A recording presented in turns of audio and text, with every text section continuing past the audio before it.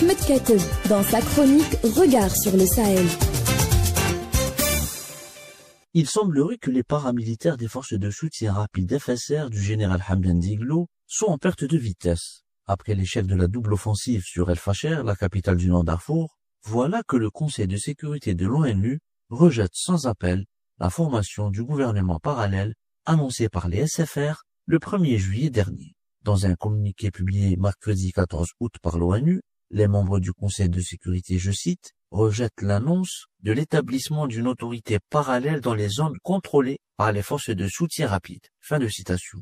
Par ailleurs, ils expriment une vive inquiétude face au risque de fragmentation du pays et d'aggravation de la crise humanitaire. Le Conseil a également réaffirmé sans équivoque son attachement à la souveraineté, l'indépendance, l'unité et l'intégrité territoriale du Soudan, soulignant que toute démarche unilatérale allant à l'encontre de ces principes compromet l'avenir du pays et la paix dans la région.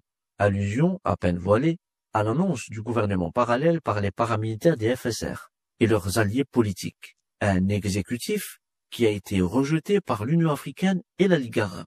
Profitant de cette dynamique internationale, le général Abdel Fattah al-Burhan, chef de l'armée soudanaise et président du Conseil de souveraineté, a durci le ton contre les forces de soutien rapide.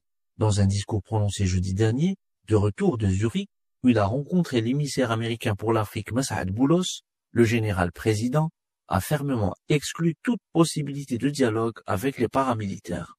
Ni compromis, ni réconciliation, quel qu'en soit le prix, a-t-il déclaré, rappelant que les combats entre les forces régulières et les FSR durent depuis plus de 2 ans.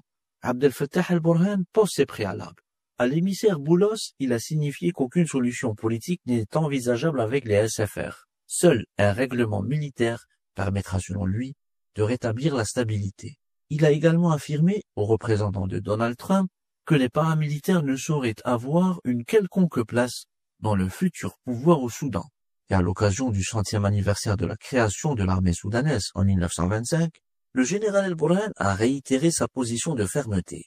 Nous renouvelons ici notre volonté de poursuivre la bataille de la dignité, de vaincre la rébellion sans faire ni compromis, ni réconciliation, quel qu'en soit le prix. Nous ne trahirons pas le sang de notre peuple, le sang de nos fils et de nos frères qui se sont sacrifiés et qui sont tombés pour défendre leur pays.